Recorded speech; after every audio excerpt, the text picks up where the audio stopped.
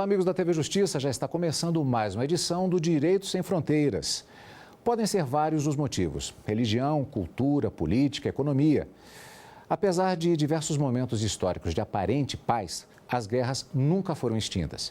A maioria dos acordos que tratam sobre conflitos foi assinado relativamente de forma recente, em Genebra, nos anos de 1864 e 1949, sendo ampliados por outros acordos em 1977.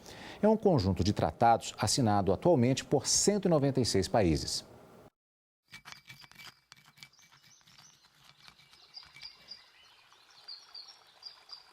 Os seres humanos sempre recorreram à violência como forma de resolver as controvérsias. Em todas as épocas, porém, pessoas do mundo inteiro sempre se esforçaram para limitar a brutalidade da guerra. Esse espírito humanitário levou à adoção da primeira Convenção de Genebra de 1864 e o surgimento do direito internacional humanitário atual. Essas normas universais estipulam os limites dentro dos quais as guerras podem ser travadas e protegem tanto os que não participam das hostilidades como os que não estão mais em condições de fazê-lo. Para isso, sempre se deve fazer a distinção entre as pessoas e os bens que podem ser atacados e os que devem ser poupados e protegidos. Acima de tudo, os civis nunca devem ser atacados. Isto é um crime de guerra. No Direito Sem Fronteiras de hoje, os nossos convidados: Marcos Degot, mestre em Relações Internacionais e doutor em Segurança Internacional, e Luciana Diniz, mestre em Direito Internacional. Muito obrigado pela participação de ambos aqui nos estúdios da TV Justiça para falar a respeito desse tema, muito bem ilustrado nessa animação brilhante produzida pela Cruz Vermelha e que é bastante didática no que se refere a essa questão dos limites da aplicação da guerra. Antes, eu gostaria de começar abordando uma questão que ela é um pouco mais básica. A discussão que aborda a diferença entre direitos humanos e direitos humanitários. Qual é essa diferença? Quando a gente fala universalmente da chamada proteção à pessoa humana, hoje nós temos basicamente três grandes ramos do direito internacional. O direito internacional dos direitos humanos, o direito internacional humanitário e o direito internacional dos refugiados, sendo que a aplicação de cada um desses ramos, ela se dá em alguns momentos, em alguns espaços específicos. Então, a diferença básica entre esses dois primeiros, os direitos humanos e o direito internacional humanitário, reside no momento ímpar onde e no qual e para o qual também o direito internacional humanitário foi criado, que são as normas aplicáveis ao momento em que existe um conflito armado, seja um conflito armado interno ou de dimensão internacional.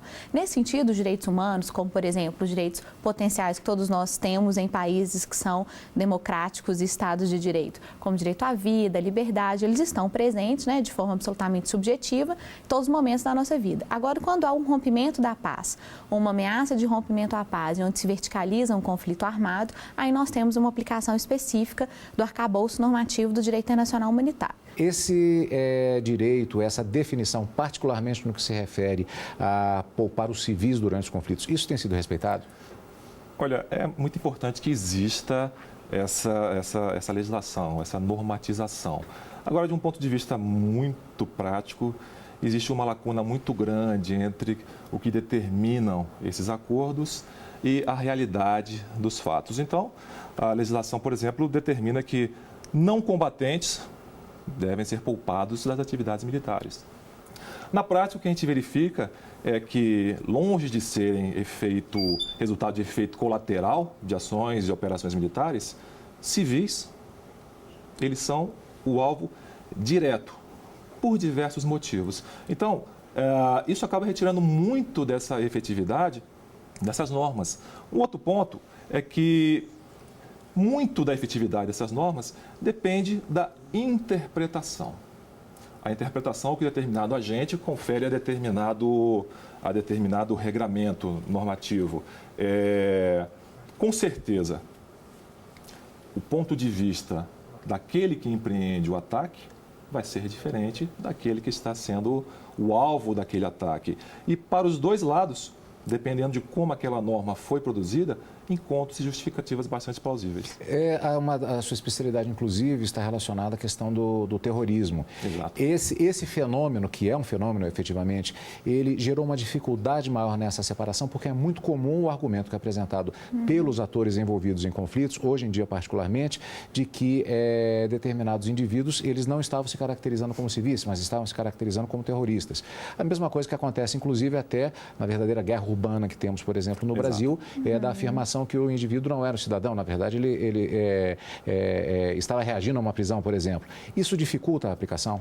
Isso dificulta muito. Primeiro, essas legislações elas não falam em civis, elas falam em populações não combatentes.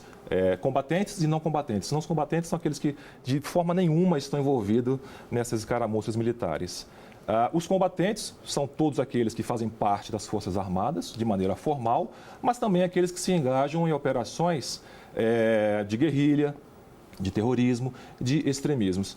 E isso é muito importante porque, diversas vezes, alguns grupos subestatais, eles se utilizam dessas lacunas na lei para empreender essas operações. Exemplo, muitos grupos, assim como o Hezbollah, por exemplo, eles constroem as suas bases de operação próximos a hospitais, a escolas. Isso quando não constrói dentro dos hospitais, dentro das escolas. Olha, pela legislação internacional, escolas, hospitais não podem ser alvos de operações militares.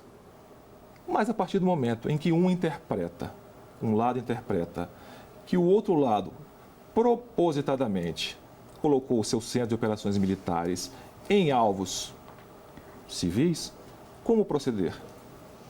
Permite-se que essas populações sejam usadas como escudos humanos ou leva-se o ataque militar à frente? Isso me lembra uma frase que ficou famosa na Guerra do Vietnã. Para libertar a cidade, tivemos de destruí-la. Então, são determinadas incongruências que são muito efetivas ainda hoje. Há também uma determinação de regras específicas com relação à proteção de feridos, encaixa-se também, inclusive, de certa forma, nesse sentido, do que foi falado agora, enfermos, e também atribuiu imunidade à Cruz Vermelha. Como se dá isso exatamente? De que forma isso acontece? Na verdade, essas 4 convenções de Genebra que foram mencionadas, né, no início do programa, elas são o que nós chamamos de o centro, o core, o núcleo duro da proteção do direito internacional humanitário. Não que não houvessem existido tratados importantes anteriormente e nem em dimensões futuras, como, por exemplo, os acordos anti-minas, né, que é da área de especialidade, inclusive, do Marcos. Mas, enfim, todo esse regramento internacional das convenções de Genebra, ele tem destinatários muito específicos, né? A primeira convenção aos chamados combatentes e aos pessoais militares e médicos de assistência. A segunda convenção aos combatentes e aqueles que estão em guerra em mar, náufragos, feridos, doentes, etc.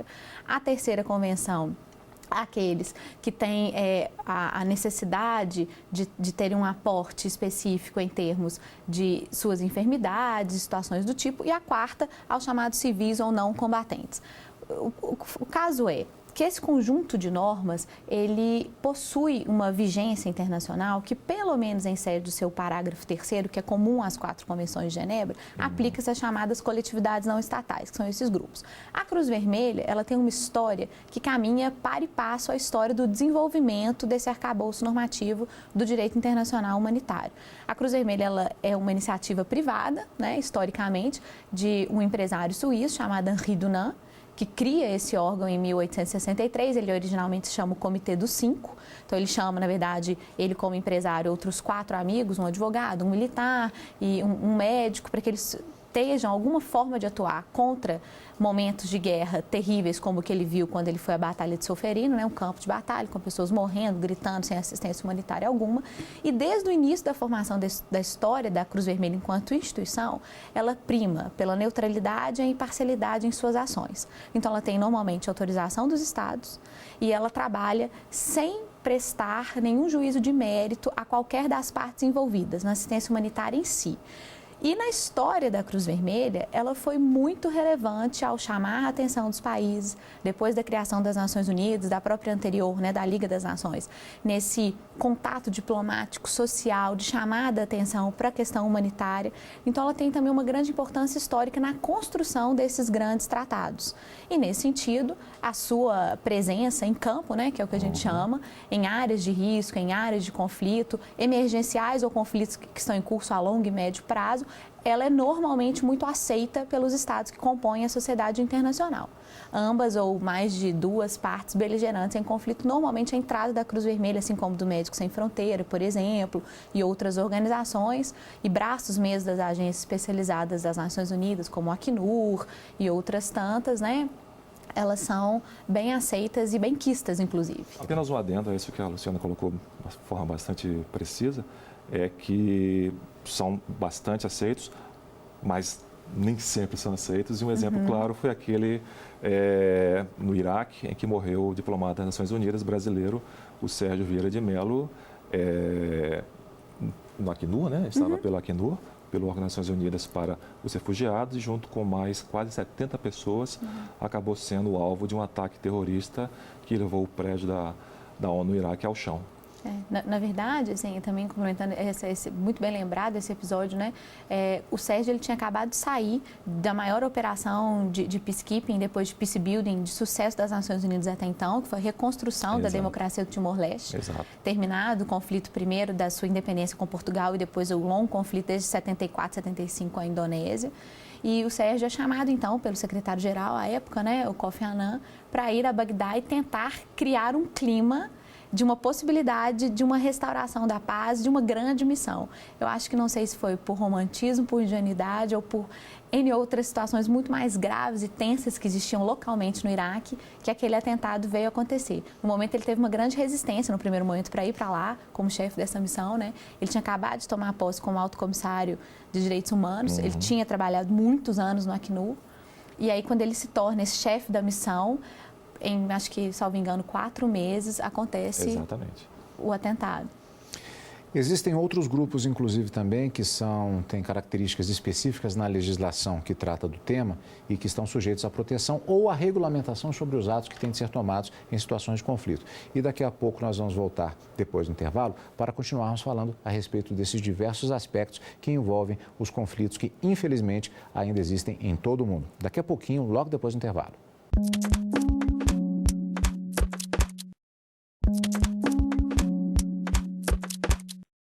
Estamos de volta com o nosso Direito Sem Fronteiras de hoje, que fala a respeito das consequências dos conflitos armados, das guerras e, particularmente, do regramento internacional que acontece a partir da Convenção de Genebra.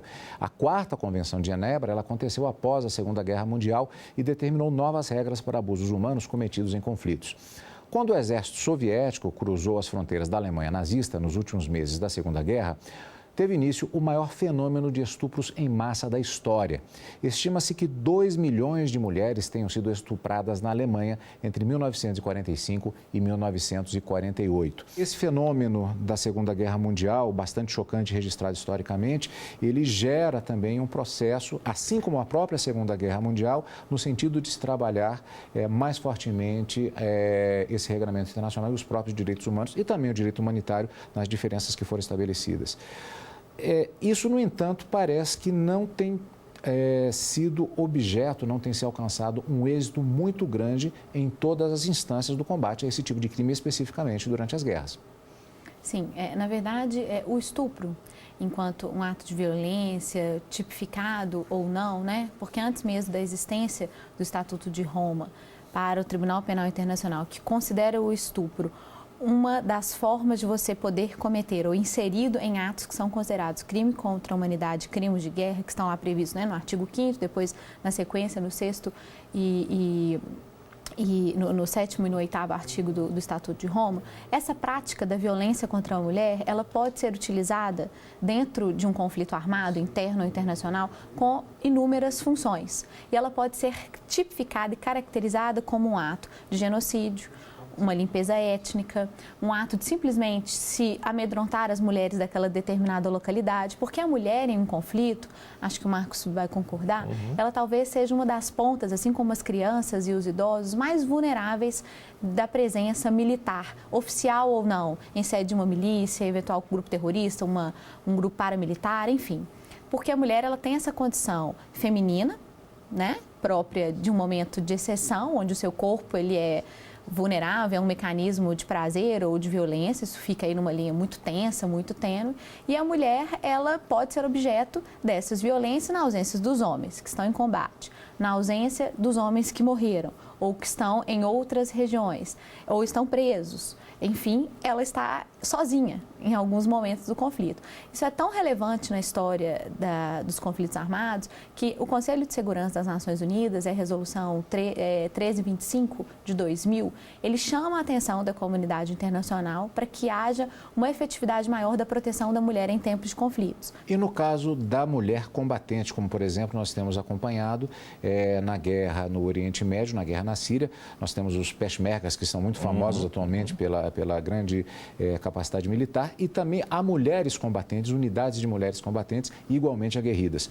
Muda alguma coisa do ponto de vista delas em relação a esse ponto? Não muda nada, porque essas legislações que nós estamos falando, todos esses tratados, eles buscam também proteger o próprio combatente de sofrimentos desnecessários e de tratamentos desumanos ou cruéis.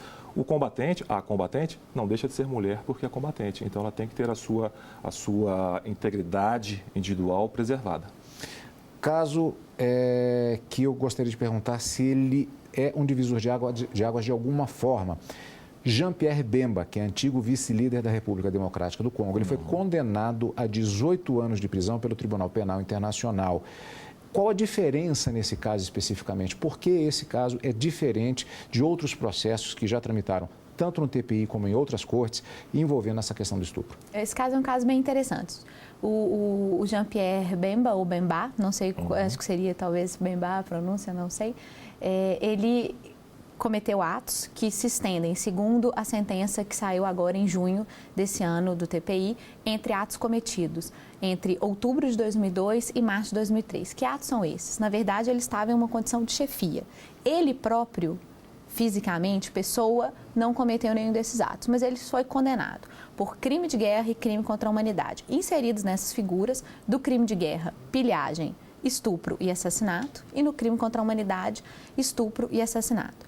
Mas a novidade aí, bem marcada historicamente na jurisprudência do TPI, que se a gente pensar até uma jurisprudência recente, de 2002 para cá, que o tribunal começa a ter sua jurisdição, é um caso emblemático porque ele estava numa posição de comando.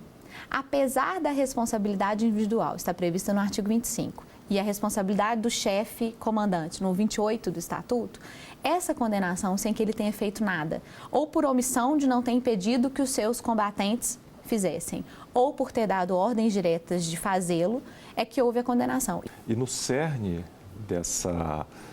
dessa ideia de se atribuir o crime de guerra, o crime contra a humanidade ao chefe de Estado, está justamente essa ideia de que esse chefe de Estado, ele é diretamente responsável pelas ações cometidas pelos seus subordinados. Então, ele tem responsabilidade direta. Isso consolida a questão do crime contra a humanidade, porque determina que seja um ato sistemático, com o conhecimento desse chefe de facto, mas isso também acaba por inviabilizar aquele argumento contrário, da pessoa que estava em posição, estava sendo comandado e que disse que estava apenas cumprindo ordem. O princípio da obediência devida. Então, acalmam-se com essas pontas soltas. Exato.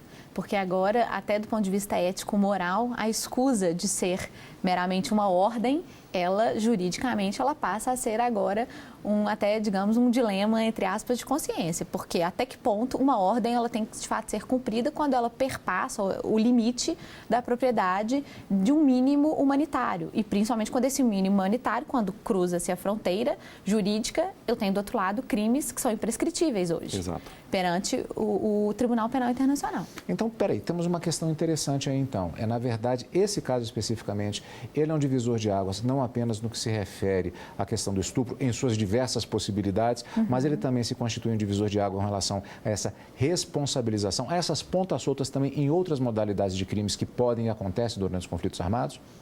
Exatamente, exatamente. Agora, como eu havia falado antes, tudo vai ser uma questão de interpretação e de vontade política. Porque a legislação, nesse campo, ela fica bem claro e a jurisprudência deixa isso bem claro. Agora, haverá a disposição política dos atores envolvidos em prosseguir com alguns casos específicos? Aí nós vamos parar na guerra na Síria. E que é público que, especificamente, o Estado Islâmico, ele, por diversas questões, ele tem uma política de incentivo abertamente a simplesmente o estupro. Olha, não só em relação ao estupro, mas violação de quase todas aquelas proteções que nós mencionamos, o uso de crianças, a tortura de combatentes. Então, é uma questão extremamente complexa, porque, primeiro, se trata de um ator subestatal. Segundo, é um ator subestatal que recebe apoios de diversos outros estados. Arábia Saudita, Turquia, por outro lado. Esses países também possuem a sua rede de apoiadores. Em alguns casos são os mesmos apoiadores, em alguns casos eles têm interesses geopolíticos distintos. Então, como compatibilizar essa rede de interesses ou como se desassociar disso? Como é que você vai levar adiante uma investigação, um julgamento contra um ator que pode estar intimamente associado a um aliado seu? Então, é uma situação extremamente complexa e talvez essa seja uma das questões pelas quais esse conflito da Síria não chega a um fim. E não se sabe o que é que vai acontecer depois que eventualmente ele acabar, porque essa questão especificamente da jurisdição, inclusive, ela na verdade ela é uma incógnita ainda. Exatamente, não se sabe o que vai acontecer. Alguns dizem não, se tirar o Assad tudo fica bem, mas vai colocar quem?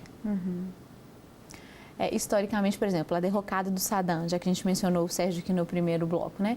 A derrocada do Saddam era uma esperança, uma possibilidade de que houvesse alguma luz no fim do túnel para o imbróglio que era o Iraque. E se viu que não adiantou quase de nada, ou se nada, de fato, pelo contrário. As forças internas se dotaram de maior poder até a criação de um grupo extremista que ninguém imaginava há 15 anos atrás, 20 anos atrás, que existisse na roupagem de um califado que se mistura com a Sharia, que se mistura com uma leitura mais do que ultra-radical do Corão em algumas suas passagens essenciais. E aí surge um Estado Islâmico nessa eterna briga entre sunitas e xiitas. E aí, acho que o Marcos... É justamente essa questão da ausência de um vácuo de poder, na verdade. Exato. Você tem operações estritamente militares que não levam em consideração as questões de natureza sociopolítica que devem andar juntos. Ok, vamos derrotar um inimigo, que não é um inimigo consensual. Mas quem vai assumir o poder? Quem vai ser responsável por criar um sentimento de nação? Quem vai ser responsável por construir instituições? Essa legislação a partir de Genebra, nas suas várias edições, ela de qualquer maneira, ela ainda se constitui em um arcabouço que pode ajudar na definição, na tentativa de se conseguir a paz ou pelo menos a regulação da guerra, de qualquer maneira, nesse sentido, ainda é um elemento positivo? Sim, com certeza. É o núcleo, é o que nós temos de mais efetivo e respeitado, com um grupo bem representativo da sociedade internacional que faz parte desses tratados, como estados que assinaram e ratificaram as 4 convenções, fora os acordos a posteriori, os 2 protocolos adicionais, como mencionado no começo do programa. E vale sempre lembrar que, para e passo ao direito internacional humanitário, nós temos desde 2002 a construção dessa Corte Permanente Penal, que tem essa competência de julgar indivíduos por crimes dessa gravidade, relembrando aí genocídio, crime de guerra, crime de criminalidade e os crimes de agressão, quando entrarem em vigência o acordo de 2010 sobre a definição do que seria agressão, né? Enfim, há a possibilidade de você chegar à responsabilidade penal internacional individual desses indivíduos. Agora, como? De que maneira? Em grupos como esse? Porque a jurisdição do TPI, ela avança dentro dos termos do próprio estatuto. Então, de Estados-membros, de nacionais de Estados-membros, quando cometem crime ali em outras regiões que não seja o seu território. Então, para chegar a efetivamente um terrorista ou combatente do Estado Islâmico, as nuances internacionais são inúmeras, mas que esse avanço, ele existe e ele não pode nunca mais ser desprezado. E aí quem acredita no brilhantismo do direito internacional como um instrumento de paz constante, ele tem que evoluir e ser aplicado com decisões dessa natureza, desse porte. Exato. E dentro daquilo que juridicamente é possível. Muito obrigado pela participação de ambos. No programa de hoje, nós conversamos sobre a Convenção de Genebra, as regras para os crimes de guerra e, inclusive, abordando a punição histórica do antigo vice-líder da República Democrática do Congo. Estiveram conosco Marcos Degot, mestre em Relações Internacionais e doutor em Segurança Internacional, e Luciana Diniz, mestre em Direito Internacional. E se você quiser assistir a esta e outras entrevistas, acesse o portal tvjustiça.jus.br. Mande um e-mail também para direitosemfronteiras@stf.jus.br e sugira um tema. Até nosso próximo encontro. Tchau.